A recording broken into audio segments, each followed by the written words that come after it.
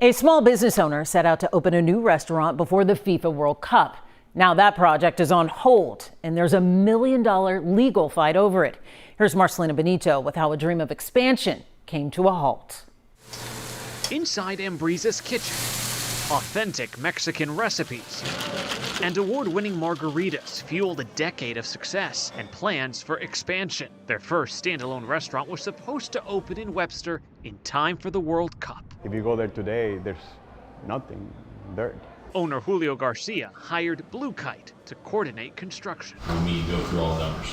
Yeah, I want to make sure that's completely transparent. This is video shot by a documentary crew from their meetings, Garcia says, before the trouble started. A closer look at the contract shows substantial completion of the project was expected no later than 304 calendar days from the start of the work. What went wrong with this project? We started noticing that our suppliers were not getting paid. Multiple liens were filed against Garcia's property, with companies saying they were still waiting to get paid by Blue Kite, even though financial statements show money was still being withdrawn for the project. When you have vendors calling you, hey, where's my money?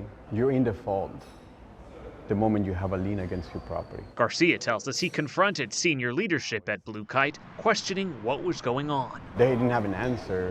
Why were suppliers not being paid? What was the project not moving forward? Records show Garcia terminated the contract. In response, Blue Kite filed this lien, claiming it was still owed more than $258,000. Garcia's company, Flyway Land Holding, now taking the fight to court. In this lawsuit, they're seeking more than $1 million in damages, alleging Blue Kite misused funds, failed to pay subcontractors, and committed fraud. It didn't only happen to me, it happened to others. There's other groups that have filed lawsuits against them for almost what seems exactly the same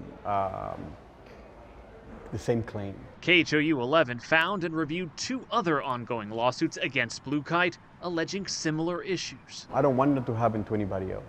We reached out to Blue Kite's owner and CEO by phone, text, and email multiple times and didn't hear back. They chose not to do an interview, but did deny all wrongdoing. Their attorney telling us in part tonight the notion that Blue Kite has diverted or misappropriated project funds is ludicrous and appears to be a fabricated pressure tactic for litigation and settlement purposes, adding Blue Kite would welcome the opportunity to prove the falseness of Flyway's claims. For now, Garcia's Webster project remains at a standstill, and the court fight could take years to resolve.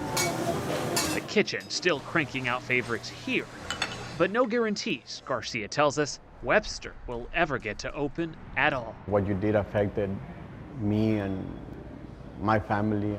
What you did has affected my business tremendously. So far, a judge has kept Blue Kite's lien in place. The next court date is scheduled for May 25th. Again, Blue Kite chose not to interview with us for this story, but we have their full detailed statement for you to read right now on KHOU.com. Back to you. We'll be sure to check it out. Marcelina Benito with the story. Thank you.